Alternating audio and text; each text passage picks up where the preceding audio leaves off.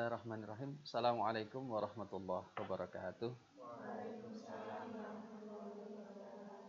Innal hamdalillah nahmaduhu wa nasta'inuhu wa nastaghfiruh wa na'udzu billahi min syururi anfusina wa min sayyiati a'malina. May yahdihillahu fala mudhillalah wa may yudlil fala hadiyalah.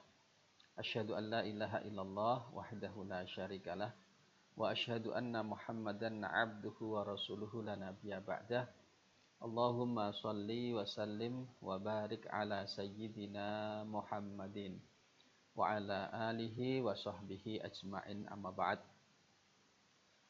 Para pemirsa Unugri TV dan seluruh yang hadir dalam studio yang insyaallah dirahmati oleh Allah Subhanahu wa taala.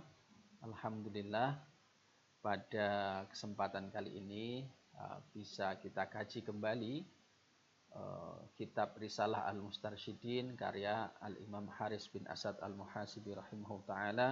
Nafa'anallahu bihi wa bi ulumi fid dharaini wa jazahullahu anna khairan. Bismillahirrahmanirrahim.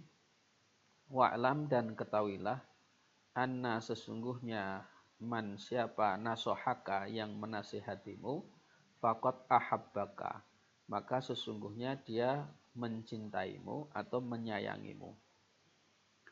Jadi ini dulu bahwa siapa yang menasihatimu sesungguhnya adalah dia mencintaimu atau menyayangimu.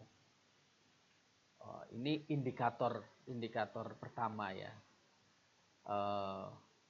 Nasihat itu berasal dari kata nasoha yang berarti adalah juga kholaso, sesuatu yang sifatnya murni.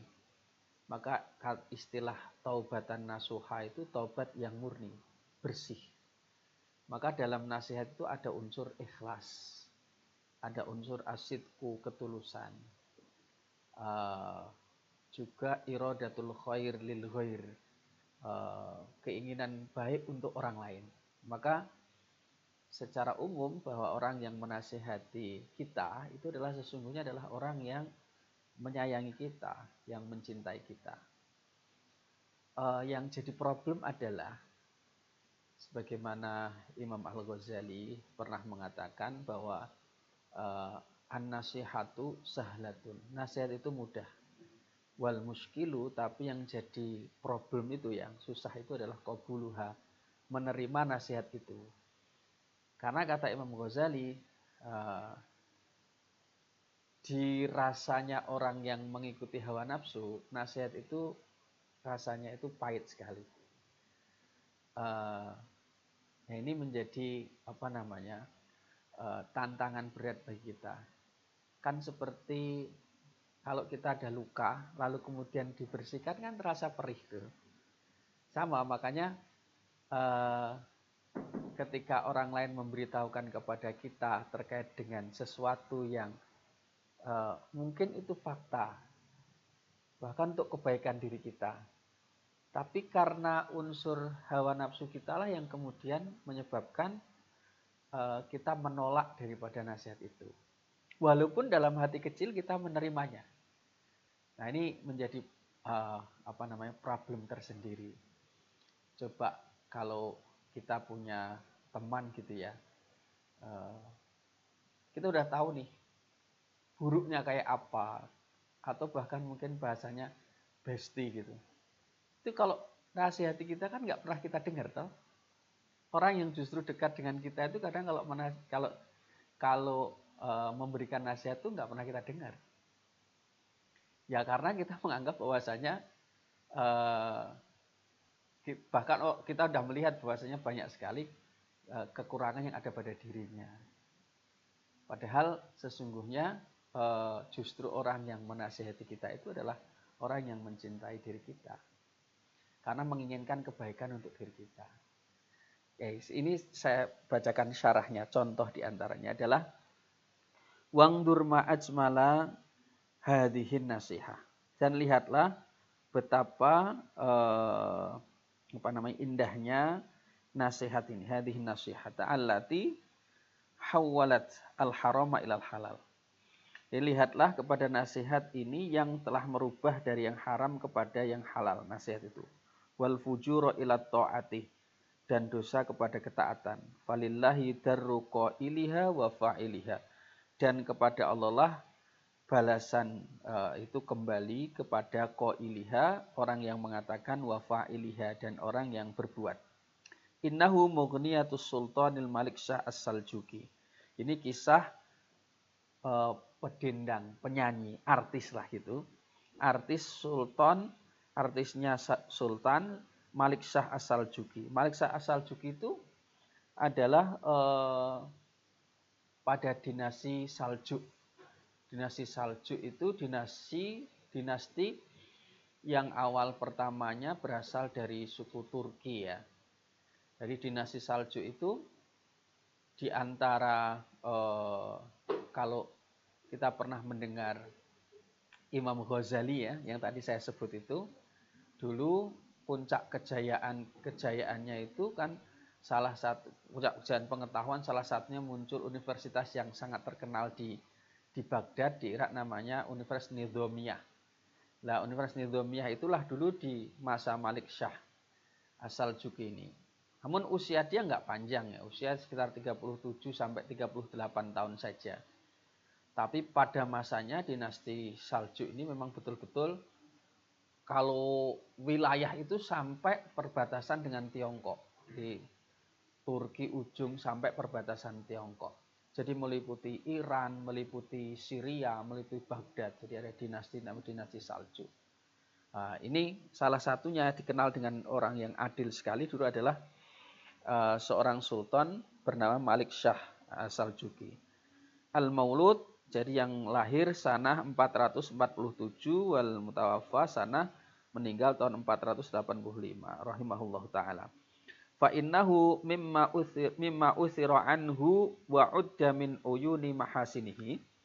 Maka sesungguhnya dari yang mimma uthira anhu, dari yang diriwayatkan dari beliau ini,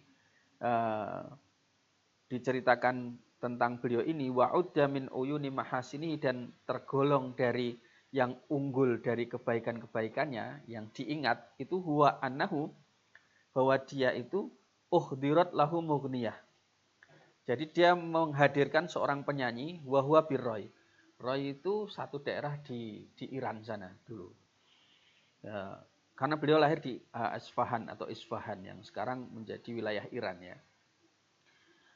Fa'ujiba biha. Lalu beliau itu takjub. Takjub dengan si perempuan ini. Wastataba ghina'aha wa hamma biha. Ya karena takjub, orangnya juga cantik, itu juga akhirnya kemudian dia merayunya. Berkeinginan kepada perempuan ini, artis ini gitu. Faqalat lahu, ini yang menarik sekali adalah berkatalah penyanyi ini, penyanyi mughniyah yang dihadirkan ini, artis lah gitu ya. Ya Sultan, inni agharu ala hadzal wajhil jamili ayu adzaba binnar.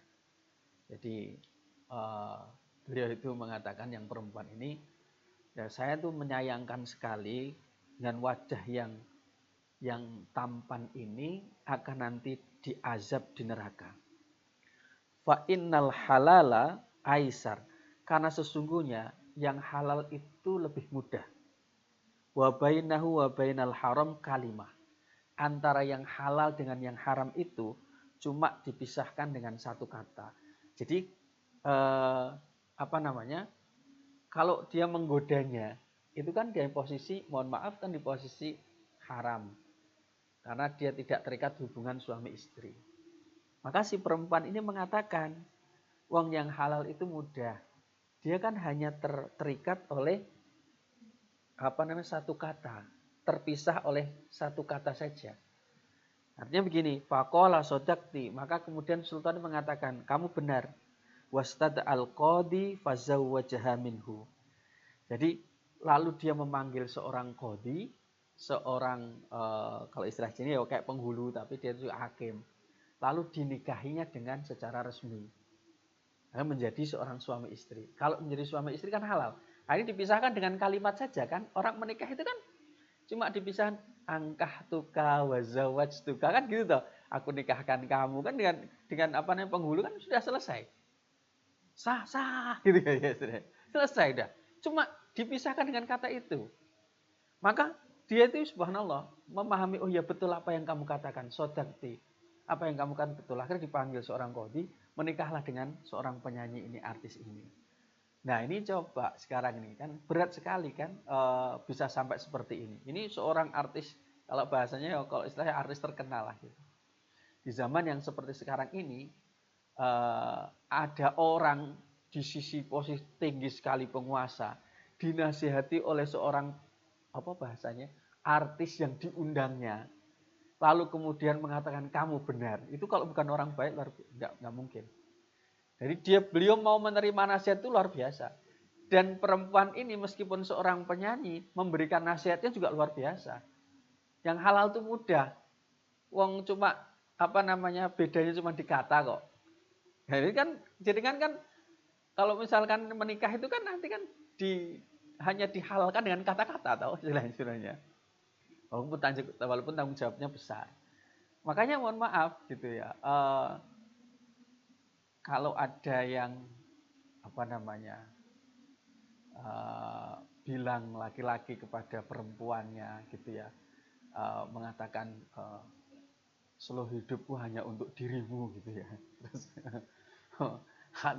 gombalnya kau boleh ragukan bintang, kau boleh ragukan matahari, tapi jangan ragukan cintaku padamu, istilahnya gitu ya. Itu kan bahasa anak sekarang akan pret pada masanya gitu ya. Gitu. Artinya gini, itu kalau benar-benar dia benar-benar ikhlas murni betul, itu kan dia nggak akan melakukan perbuatan yang kemudian menjerumuskan yang perempuan. Dalam bahasanya kenapa tidak mengetuk dari depan? Kenapa harus di belakang misalkan? Mengetuk dari depan itu pintu dari depan meminta kepada orang tuanya, gitu ya. Ya, dengan sah gitu toh. Orang digoro hari ini. Nah, masalahnya yang berat itu, ya begitu. Menasihati. Orang yang paling susah dinasihati orang kalau jatuh cinta. Angel pokoknya. Mau seperti apapun itu sangat sulit sekali. Nah, kalau mau bisa menerima nasihat itu berarti orang yang apa namanya mencintaimu. Ada teman misalkan bestie menasihatimu. Jadi kalau bahasa saya itu begini, kita kan seringkali menggunakan bahasa apa istilahnya, teman sehidup semati, susah-susah bareng, senang-senang bareng, gitu kan. Tapi dalam bahasa saya begini ya, nggak boleh jatuh bareng. Nggak boleh jatuh bareng. Oke lah kita sering menggunakan bahasa mencintai tanpa syarat teman gitu ya. Senang-senang bareng, kita susah-susah bareng. Kalau bahasa saya jangan jatuh-jatuh bareng. Kenapa kok begitu? Ya iya, kalau kemudian dua-duanya jatuh siapa yang membantu untuk mengangkatnya? Tapi kalau yang satu tuh masih berdiri di posisi yang dia apa namanya tegak, kalau temannya jatuh dia bisa nolong. Tapi kalau dua-duanya sama-sama jatuh, siapa yang mau menolong?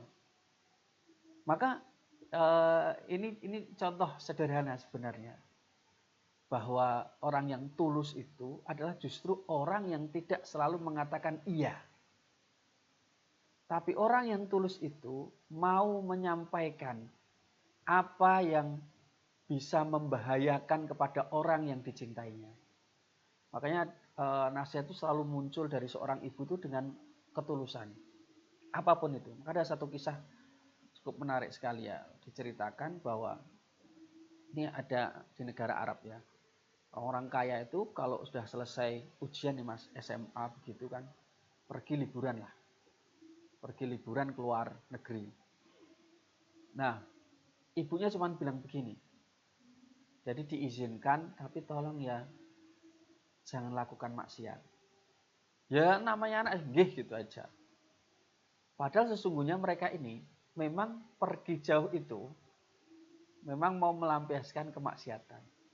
Sampailah di satu hotel, masing-masing ini tinggal di kamar-kamar dan mereka masing-masing kemudian mengundang atau memboking perempuan. Nah, sampailah kepada si satu ini yang ibunya bilang jangan lakukan maksiat ya, gitu. Dibilang gitu. Karena ketulusan seorang ibu. Jadi perempuan itu masuk, yang teringat adalah perkataan ibunya. Jangan berbuat maksiat ya. Sementara perempuan itu sudah masuk di dalam kamarnya. Kira-kira model Nabi Yusuf itu ya bisa melayu. Tapi misalnya manusia biasa itu ya. Nah ketika kemudian gini, dibilang mohon maaf nggak jadi gitu ya, itu. Dibilang nggak apa-apa, nggak bayar nggak apa-apa. Gitu. Nah si laki-laki ini bingung. Apa yang harus saya katakan lagi untuk kemudian menghindari itu? Orang si perempuan itu melihat si laki-laki ini anaknya tampan gitu kan, bagus gitu kan. Terus dia bilang gini, akhirnya dia berbohong. Bohongnya begini, enggak nanti kamu yang akan sakit. Kenapa kok sakit? Mohon maaf, dia berbohong, saya itu punya penyakit HIV AIDS. Kalau saya melakukannya dengan dirimu, maka nanti kamu yang akan ketularan HIV AIDS saya. Apa kata perempuan itu? Loh, sama, saya juga kena HIV AIDS. Dari intinya sebenarnya dia terselamatkan bahwa si perempuan itu mengaku bahwa dia kena HIV AIDS itu rupa-rupanya dia punya dendam yang mau akhirnya menularkan ke sekian banyak orang karena dia terkena HIV AIDS itu. Apa yang ini saya ambilkan nih bahwa nasihat yang kemudian tulus itu bagaimanapun juga lahir dari hati yang tulus. Maka secerewet orang tua apapun ya kita, sekeras apapun ketika menasihati seorang putrinya, anaknya, itu basisnya adalah ketulusan. Jadi keikhlasan. Nah keikhlasan itu yang masuk ke dalam hati. Makanya lalu kemudian dilanjutkan begini. Waman dahanaka faqad ghasyaka. Tapi siapa yang kemudian dahanaka, yang menjilatmu, menggunakan kata-kata yang memuji dan yang lainnya itu, faqad ghasyaka, maka sungguh-sungguh dia menipumu. Apa di sini dijelaskan di syarahnya? Ai man ro'aka, siapa yang melihatmu ala inkhirofin, menyimpang anta'atillah. Jadi siapa yang melihatmu menyimpang dari ketaatan kepada Allah, wa adharolaka ridhohu bima anta alaihi, dan dia menunjukkan ridhonya atas apa yang terjadi pada dirimu ketika menyimpang itu, dia menunjukkan keridhoannya. Walam yansuhka walam yungkir alaika, dan dia tidak menasihatmu dan tidak walam yungkir alaika, dan tidak pula dia mengingkari hal itu, faqad ghasyaka, maka sungguh-sungguh dia telah menipumu. Wa'tabirhu, dan anggaplah dia ini min jumlati a'daika al-mubghidina laka. Min jumlati a'daika termasuk di antara golongan orang-orang musuhmu yang membencimu. Li'anna hadha mauqiful a'dai, karena ini adalah sikap musuh, la mauqiful ikhwatil muhibbin, bukan sikap saudara yang mencintai. Ya, ini menarik banget ya. Jadi dahana, mudahana itu apa namanya, memuji, menjilat. Dia tahu tuh bahwa sahabatnya misalkan itu melakukan satu keburukan, tapi dia memilih untuk diam, bahkan menunjukkan ridhonya atas itu supaya dia tetap dijadikan bestinya misalkan, dijadikan temannya misalkan. Jadi untuk maslahat individu dia. Maka ini ketahuilah adalah orang-orang yang penuh dengan kepalsuan, orang-orang yang disebut dengan mudahin, orang-orang yang penjilat. Jadi sifatnya tidak ada unsur keikhlasan, hanya sekedar modus saja. Jadi memuji hanya sekedar untuk kemudian mendapatkan maslahat yang sifatnya kemaslahatan individu dia. Nah ini bahaya sekali, sangat bahaya sekali. Punya teman yang tidak pernah mengatakan tidak, padahal dia tahu, misalkan temannya mau jatuh ke jurang, itu kan sama saja sebenarnya sedang membiarkan temannya jatuh untuk ke jurang. Kan orang tuh kalau, mohon maaf ya ini contohnya, orang kalau kemudian sudah tidak sayang, dia nggak peduli. Itu kan gitu kan, orang kalau udah nggak cinta, nggak peduli.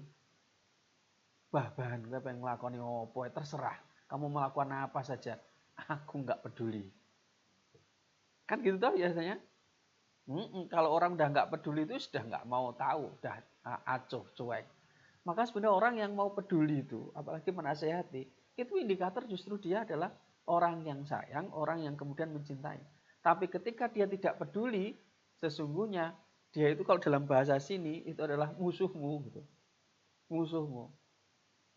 Maka kemarin yang kita bahas di sebelumnya itu salah satu ciri memang orang yang ikhlas itu ya ini tadi menasihati, yang kedua itu memang kalau dia teman ya dia tidak akan pernah memberitahukan keburukan temannya. Nah itu susah sekali tuh. Biasanya orang teman itu sedekat apapun itu justru aneh sekali. Di depannya dia dekat sekali luar biasa, tapi di belakang dia mengobrol keburukan temannya. Itu menusuk dari belakang. Itu sakitnya luar biasa. Gitu ya. Kalau dalam bahasa lain adalah dikhianati. Sampai-sampai itu dalam bahasa sebuah ungkapan itu bilang begini. As-sodaqatu yang namanya persahabatan itu sesuatu yang sangat indah sekali. Sangat indah sekali dan sangat membahagiakan. Cuma tinggal satu saja yang dibutuhkan. Yang dibutuhkan adalah kesetiaan. Nah, kesetiaan itu ukurannya salah satunya adalah dia nggak mungkin mengumbar keburukannya di belakang orang yang dia cintai. Dia nggak mungkin menusuk di belakang orang yang dicintainya. Kalau dia melakukan itu berarti dia tipe orang yang sebenarnya bukan didasarkan pada keikhlasan. Atau dalam bahasa lain di sini disebut mudahana. Nah, mudahana ini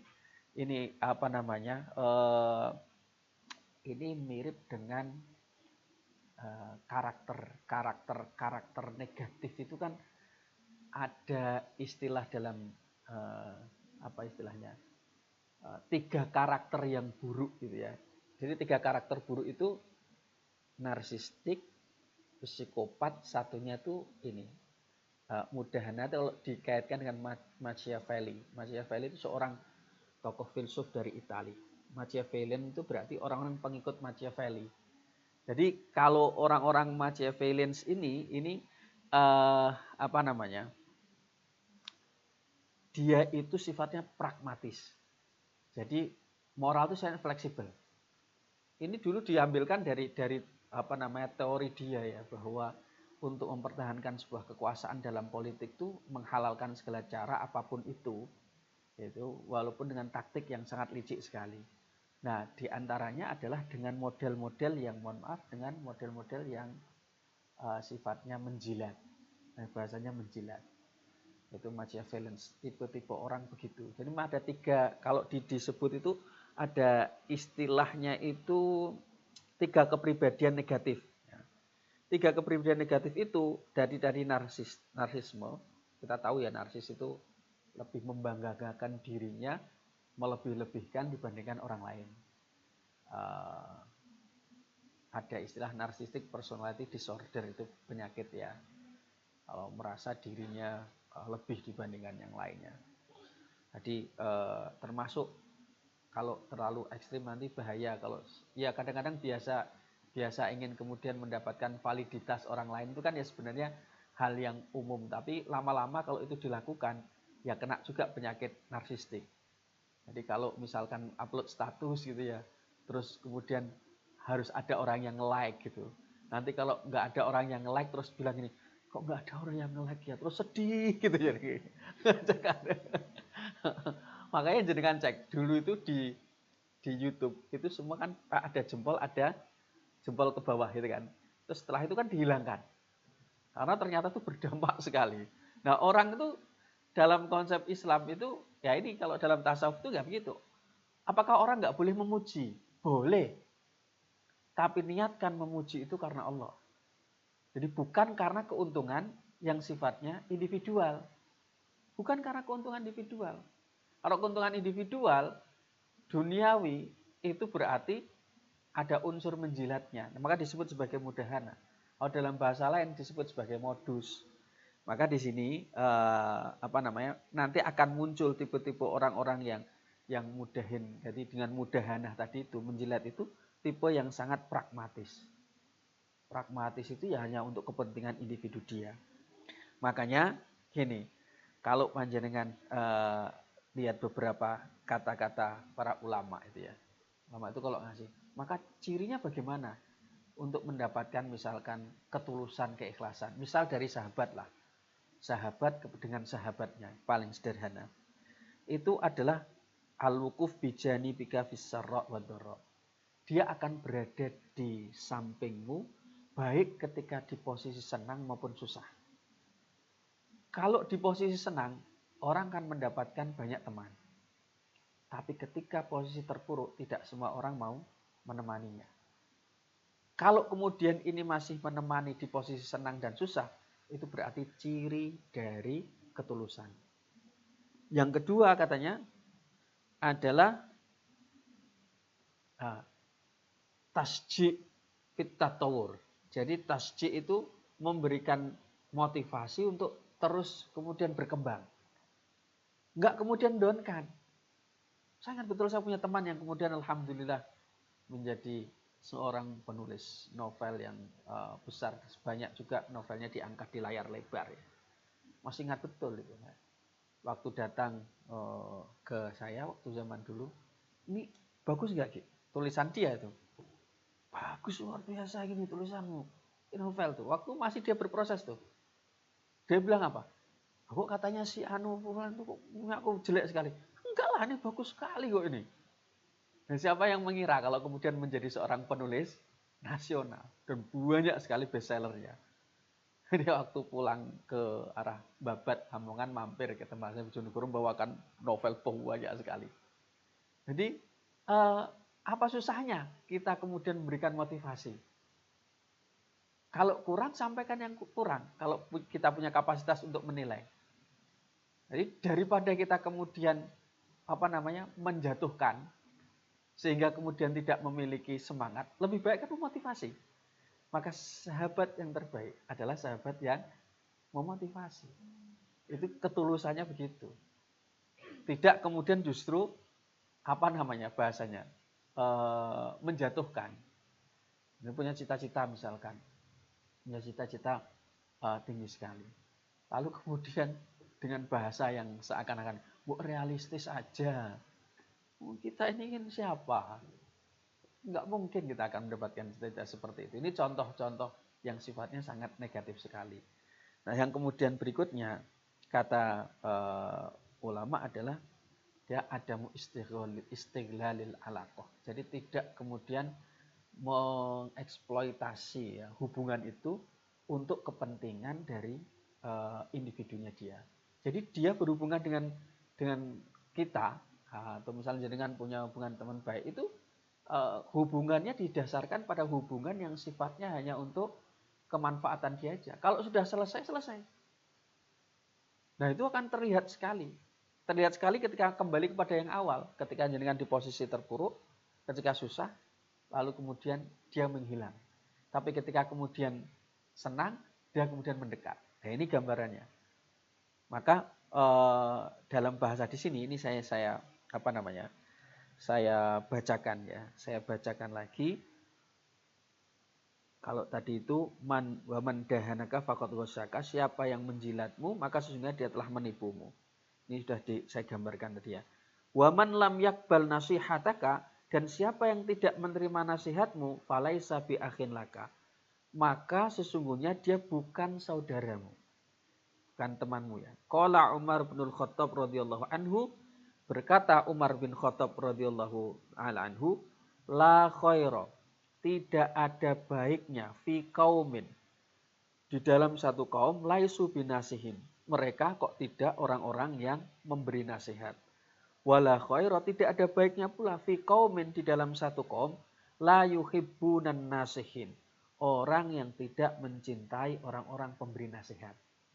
Jadi satu kaum kok tidak suka memberikan nasihat, itu tidak ada baiknya. Atau tidak menyukai nasihat, itu juga nggak ada baiknya. Maka di sini diceritakan, wa kana sayyiduna Umar bin Khattab, Umar bin Khattab pernah mengatakan rahimahullahu imra'an ahda ila Umar uyubahu. Allah merahmati seorang yang menghadiahkan kepada Umar apa? Kekurangan-kekurangannya. Fa'adda radhiyallahu anhu al-isyarah ilal aib minal akh an-nasih hadiyatan. tastahiqqu du'a limuhdiha. Masyaallah. Maka Umar ini menganggap kalau ada orang yang kemudian memberitahu kekurangannya Umar bin Khattab, maka beliau mendudukkannya sebagai al-akh an-nasih, saudara yang menasihati. Dan beliau orang yang seperti itu yang memberikan menyampaikan keburukan kekurangan diri kita itu berhak untuk mendapatkan doa. Tapi mohon maaf, ya, kalau memberikan kekurangan itu tidak kemudian di hadapan orang banyak. Nah, tentu kemudian itu sama saja dengan mempermalukan. Tapi kalau kemudian ingin menyampaikan sisi kelemahan teman kita, ya berdua. Sampaikan saja yang orang lain, yang tidak membuat malu di hadapan orang lain. Nah ini bahasanya seperti itu. Umar mendudukkannya itu sebagai seorang saudara yang menasehati dengan sebagai sebuah hadiah. Nasihat itu sebagai sebuah hadiah. Wa qala rajulil Hasan al-Basri radhiyallahu anhu, berkata seorang laki-laki kepada Hasan al-Basri, kaifa nasna'u bi aqwamin yukhawwifunana hatta takadu qulubuna tatir. Seorang laki-laki berkata kepada Imam Hasan al-Basri, bagaimana kita berbuat terhadap kaum yang selalu menakut-nakuti kita sampai hati kita itu seperti mau terbang. Jadi ditakut-takuti terkait dengan misalkan tentang akhirat dan yang lain. Faqala al-Hasan. Lalu Imam Hasan al-Basri mengatakan, wallahi li antas haba aqwaman yukhawifunaka hatta yudrikal amnu khairun laka. Demi Allah, kamu berteman dengan orang-orang kaum yang senantiasa menakuti dirimu hingga kamu mendapatkan rasa aman, itu lebih baik daripada kamu berteman kepada satu kaum yang memberikan rasa aman, tapi nanti kamu akan mendapatkan rasa ketakutan besok dari akhirat. Jadi kalau ada orang yang kemudian menasihati kita, yang memberikan rasa takut misalkan terkait sesuatu yang sifatnya bisa membahayakan untuk akhirat kita, nah itu jauh lebih baik dibandingkan kemudian kelihatannya aman, tapi justru nanti di hari akhirat membawa dampak kepada keburukan.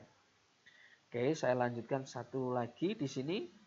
Maka ada kata-kata wa asiris sidqa fi kulli mautinin, wa asiris sidqa, dan utamakan ketulusan, jujuran fi kulli mautinin, di setiap tempat kondisi taghnam. Niscaya kamu akan mendapatkan harta rampasan yang besar, atau dalam bahasanya keberuntungan yang besar. Rawal Hafidh Ibnu Jauzi di dalam Manaqib Imam Ahmad bin Hambal diceritakan begini, sami'tu Aba Zur'ah Ar-Razi yaqul, saya mendengar Aba Zur'ah Ar-Razi ini muridnya Imam Ahmad bin Hambal. Ditanya, qultu li Ahmad bin Hambal, saya berkata kepada Imam Ahmad bin Hambal, kaifa takhallasta min saifil mu'tasim wa sautil wathiq. Bagaimana engkau bisa lepas dari pedangnya Mu'tasim dan cambukannya Al-Wathiq. Jadi Mu'tasim itu khalifah, Al-Wathiq itu juga. Imam Ahmad bin Hambal itu kan sudah di posisi bahasanya pernah masuk penjara sampai kepala ditaruh di bawah, di kakinya di atas, dicambuk sampai berdarah-darah. Nah, termasuk cara bahasanya itu kan mau dibunuh. Tapi kemudian bagaimana kok kamu kemudian bisa lepas dari itu? Jawaban beliau, lawu di asidku ala jurhin labari'ah. Andaikan ataupun wudi asidku, diletakkan satu ketulusan itu ala jurhin, atas satu penyakit ya, atas satu luka, maka saya akan sembuh. Maksudnya gimana? Jadi sebuah ketulusan itu yang akan membersihkan semuanya. Saya kasih gambaran gini. Jadi kan kalau misalkan diejek orang, sakit gak hati kita? Manusiawi sakit. Tapi ulama gambarkan gini. Hati itu kan kayak cermin, Mbak. Sementara orang yang ngejek kamu itu, orang yang menghina kita ini, seperti melemparkan lumpur. Lumpur itu tetap mengenai cermin. Pastilah kalau ibadah hati kita kena. Jangankan itu, Nabi Muhammad saja juga pernah merasakan itu kan, diminta untuk kemudian tasbih, tahmid kan gitu. Manusiawi. Tapi lihat gambarannya. Ketika kemudian jatuh ke cermin, ketika cermin ini adalah cermin yang bagus, cermin yang kan halus. Maka sesungguhnya dia akan mudah sekali kemudian hilang. Saya ulangi, cermin itu kalau kemudian bersih sekali, kena lumpur itu kan gampang sekali dihilangkan. Dia nggak akan menempel. Ketulusan itu diibaratkan seperti itu dalam hati. Nggak lama lah bahasanya, dia nggak akan nempel. Karena sesungguhnya yang buruk itu lumpurnya, bukan cerminnya. Makanya ketika Nabi Muhammad diejek orang yang tidak terpuji, buruk segala macam, dibilang, buat apa kamu bersedih? Namamu kan Muhammad. Muhammad itu yang dipuji. Mendapat pujian sekian banyaknya. Toh faktanya kamu yang dipuji. Dan yang kemudian memburuk-burukkanmu itu tidak sesuai dengan faktanya. Kamu tetap sebagai orang yang dipuji. Jadi hati sebagai cermin itu sepanjang kita tulus, itu akan sangat mudah sekali. Tapi berkali-kali saya memberikan contoh gambaran ya. Maka lebarkan hati kita luas sekali. Karena memang betul yang namanya tidak enak itu ibarat garam. Ini berkali-kali saya kasih gambaran sederhana. Kalau jenengan nanti pulang sampai rumah, ada gelas, ambil 1 gelas air, kemudian masukkan 1 sendok garam. Masukkan di dalam gelas itu tadi. Kalau panjenengan minum kan rasanya asin sekali toh. Tapi kalau 1 sendok garam tuh nanti jenengan ambil ember, masukkan ke ember, kemudian diaduk, rasa enggak asinnya? Enggak. Sama, yang enggak enak itu dari luar itu sesungguhnya ketika kemudian hati kita tuh lebar, maka dia enggak akan terasa. Ya terasa ya sengkring sidik-sidik lah, surga sana itu. Enggak enak. Ya kayak cermin tadi itu kata ulama. Makanya Masya Allah, ketulusan itu walau bagaimanapun tetap akan mendapatkan tempatnya. Maka kata beliau, Imam Haris bin Asad al-Muhasiri, utamakan ketulusan. Fikulimut. Sampai kapanpun yang sifatnya tidak tulus, dia akan kemudian lepas dengan sendirinya. Tapi sebuah ketulusan, dia akan mengikatnya. Sampai kapanpun itu. Makanya mudahana yang sifatnya menjilat itu, sampai kapanpun yang sifatnya menjilat itu tidak akan bertahan lama. Makanya begini, Imam Hasan al-Basri itu pernah marah sekali. Ini saya ambilkan satu kisah ya. Beliau itu Imam Hasan al-Basri kan berjuluk Sayyidut Tabi'in, pemimpinnya kaum Tabi'in. Hidup dalam lingkungan Rasulullah, walaupun beliau tidak bertemu langsung dengan Rasulullah. Artinya beliau orang yang bahkan bila ada yang mengatakan yang beri nama Hasan itu adalah Umar bin Khattab. Beliau ini, Imam Hasan al-Basri ini, melewati pintunya Umar bin Habirah, seorang wali dari Irak pada masa Daulah Bani Umayyah. Nah, ketika beliau melewati itu, melihat Jumu'an itu sekelompok minal qurra. Qurra itu istilah dulu itu ya orang berilmu, intelektual lah gitu. Ya orang ya ahli agama juga. Nah, itu di depannya pintunya wali sekelas misalnya gubernur gitu ya, kelas bupati gitulah, katakanlah. Pemimpin lah, katakanlah gitu, memimpin wilayah. Itu mereka sedang berada di depan pintu itu, bergelombol banyak sekali. Dan mereka ini merubah penampilannya. Jadi yang tadinya nggak potong, kemudian potong. Terus kemudian bahasa beliau itu yang panjang, kemudian dipotong menjadi pendek. Jadi supaya takoruban mendekat kepada wali ini. Sehingga mendapatkan kemudian pujian. Imam Hasan al-Basri marah sekali. Jadi sampai mengatakan malakum julusan qad ahfaitum syawaribukum. Kenapa kalian duduk-duduk di situ? Sebenarnya kalian potong kumis kalian, gitu ya. Kalian potong rambut kalian, kalian pendekkan baju kalian. Kalian pipihkan sepatu kalian. Artinya berubah sekali. Amma wallahi, kata dia. Sesungguhnya demi Allah, lau zahidtum fima indahum la raghibu fima indakum. Andaikan kalian itu zuhud, tidak menginginkan terhadap apa yang mereka miliki, yang dimiliki oleh para penguasa itu, maka niscaya mereka yang akan menginginkan yang kalian miliki. Walakinnakum, tapi kalian itu rohibtum fima indahum. Kalian tuh menginginkan apa yang ada pada mereka, sehingga mereka pun tidak menginginkan apa yang kalian miliki. Jadi seandainya kalian itu kemudian nggak menginginkan apa yang mereka miliki dari dunia, kekuasaan dan lain, mereka yang akan datang. Tapi ketika kalian yang datang menginginkan apa yang ada pada mereka, akhirnya mereka ya kemudian tidak bersifat zuhud, artinya tidak bersifat menginginkan apa yang kalian miliki. Maka beliau sampai mengatakan, kalian telah berbuat malu, wahai para ahli ilmu. Mudah-mudahan Allah mempermalukan kalian. Itu saking marahnya beliau. Karena tipologi yang sifatnya menjilat ini tadi. Nah, ini tidak berarti kemudian dekat dengan penguasa, lalu kemudian itu haram. Tetapi bagaimana kemudian sikap Imam Hasan al-Basri ketika beliau dengan Umar bin Abdul Aziz, seorang pemimpin yang selalu kemudian berkirim surat dengan Imam Hasan al-Basri, yang surat-suratnya banyak sekali ditulis dalam kitab Hilyatul Aulia. Itu Masya Allah. Jadi menasihatinya bagaimana, dan pemimpin juga begitu. Maka sehingga kemudian ada keseimbangan antara umarok dengan ulama. Nah, ini yang kemudian bisa kita bahas pada pagi atau pada kesempatan kali ini, bahwa satu tadi ada berkaitan apa? Nasihat itu adalah berkaitan dengan ketulusan. Ya, ketulusan. Orang yang menasihati berarti orang yang tulus, orang yang mencintai kita. Tapi problematikanya adalah menerima nasihat itu. Harus kemudian benar-benar kita gambarkan atau kita yakini bahwa orang yang memberikan nasihat adalah orang yang tulus kepada kita. Sebaliknya apa?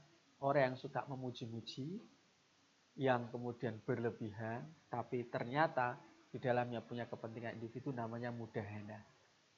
Waqad ghasyaka. Dia adalah orang yang menipumu.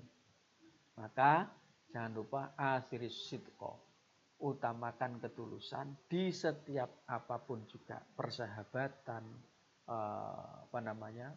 dalam segala tempat itu, maka utamakan ketulusan, kejujuran, maka niscaya kata beliau kamu akan mendapatkan keberlimpahan yang sangat besar sekali. Mungkin itu yang bisa saya sampaikan. Mudah-mudahan kajian kita pada kesempatan kali ini memberikan manfaat terkhusus untuk diri saya sendiri dan juga para pemirsa Wonogiri TV dan yang hadir pada pertemuan kali ini. Demikian, terima kasih. Mari kita sama-sama tutup dengan membaca istighfar terlebih dahulu. Astaghfirullah Rabbal baraya, astaghfirullah minal khotoya, Rabbi zidni ilman nafi'an wa wafiqni amalan salihah. Astaghfirullah Rabbal baraya, astaghfirullah minal khotoya, Rabbi zidni ilman nafi'an wa wafiqni amalan salihah. Sekali lagi, astaghfirullah Rabbal baraya, astaghfirullah minal khotoya, Rabbi zidni ilman nafi'an wa wafiqni amalan salihah. Ya Nabi salam alaika, ya Rasul salam alaika, ya Habib salam alaika, salawatullah alaika. Al-Fatihah. A'udzu billahi minasyaitonir rajim. Bismillahirrahmanirrahim. Alhamdulillahi rabbil alamin arrahmanir rahim maliki yaumiddin. Iyyaka na'budu wa iyyaka nasta'in. Ihdinas siratal mustaqim, siratal ladzina an'amta 'alaihim ghairil maghdubi 'alaihim waladdallin. Amin. Allahumma shalli ala sayyidina Muhammadin. Alhamdulillahi rabbil alamin. Hamdan syakirina hamdan na'imin hamdan yuafi ni'amahu wa yukafi'u mazidah. Ya Rabbana lakal hamdu kama yanbaghi li jalali wajhika wa 'azimi sultanik. Allahumma ighfir lana dhunubana wa liwalidayna warhamhuma kama rabbayana shighara. Allahumma ja'al auladana wa talamidana min ahli al-ilmi wa ahli al-khair wa la taj'alna wa iyyahum min ahli asy-syarri wa dhar. Allahumma ja'al jam'ana hadha jam'an marhuma wa tafarruqana min ba'dihi tafarruqan ma'suma wa la taj'alna fina ya Allah syaqiyyan wa la mahruma. Rabbana atina fid dunya hasanah wa fil akhirati hasanah wa qina adzabannar. Subhana rabbika rabbil izzati amma yasifun wa salamun alal mursalin walhamdulillahi rabbil alamin. Bi barakatil Fatihah. A'udzu billahi minasyaitonir rajim. Bismillahirrahmanirrahim. Alhamdulillahi rabbil alamin arrahmanir rahim maliki yaumiddin. Iyyaka na'budu wa iyyaka nasta'in. Ihdinas siratal mustaqim. Siratal ladzina an'amta 'alaihim ghairil maghdubi 'alaihim waladdallin. Amin. Pangapunten ingkang kathah, mohon maaf. Wallahul muwaffiq ila aqwamit thoriq. Wassalamualaikum warahmatullahi wabarakatuh.